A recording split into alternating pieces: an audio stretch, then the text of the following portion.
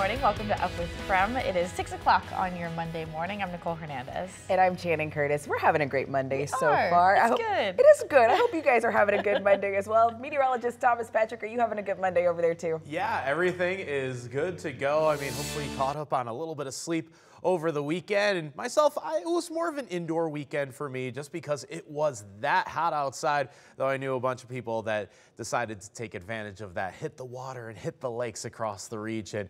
Beautiful weather over this weekend. For today, still hot, but it will be windy as well. And it's those winds that have prompted red flag warnings for today, that representing high fire danger. So do make sure to be cautious. No outdoor burning. Respect all the burn bans for today because wildfires, any new ones or active ones, can burn pretty aggressively on this type of day with the weather the way it is. Temperatures did slip just below 70 degrees now, but at 68 in Spokane, that's still very warm for this morning, as warm as 76 currently in Pomeroy, and that's been about the low temperature for the day. Another sunny and hot one with highs still right around that 90-degree mark, but we are tracking those stronger winds as they'll start to push into the region this evening. So we'll show you when the strongest winds are expected and how much cooler the rest of the week has in store.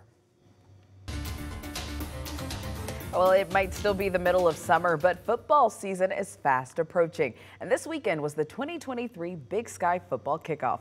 KREM 2's Brandon T. Jones is joining us live now from Northern Quest Casino and Resort. So Brandon, what's going on with the Big Sky Conference happening today? Well, yeah, good morning, Channing. I mean, this is a great opportunity to kick off the season and get kind of a preview of what fans across the Big Sky Conference can expect. So today, head coaches, some of the best student athletes at these schools will all be here. And guess what? KREM 2 is also going to be here as well. We've got Travis Green and Andrew Quinn from our sports department who will be here interviewing and talking with these players and coaches. So that's something to look forward to a little bit later today. And there's representation from all 12 teams in the conference right here in the Inland Northwest at Northern Quest Casino. So a lot there to look forward to. Yesterday, conference officials announced its preseason football offensive and defensive most valuable player titles. One of them included U of I's Hayden Haddon. Haddon was a certified threat for the Vandals in 2022, separating himself as not only one of the best wide receivers in the Big Sky, but the entire country. Haddon also caught 83 passes for 1,209 yards and 16 touchdowns to go along with that. Those numbers were good enough to land the receiver on the first team All Big Sky and made him an All-American by numerous outlets, including the Associated Press. So as I mentioned, our sports team is going to be here. Sports director Travis Green, sports anchor and reporter Andrew Quinn. They're going to be here locked in and loaded, having a great time and getting all the information you need to know about the Big Sky season look ahead. And you can have that look ahead ready and starting to go at 4 p.m. later this afternoon. Reporting live from Northern Quest Casino, Brandon T. Jones, KREM 2 News. Well, switching gears now, Apex Cannabis and Otis Orchards plans on reopening this morning after an early morning burglary forced the store to close yesterday. So we actually have video of the break-in. Take a look at this. Just before 4 yesterday morning, 3 people used a stolen car to ram their way into the building. Police think the 3 are teenagers.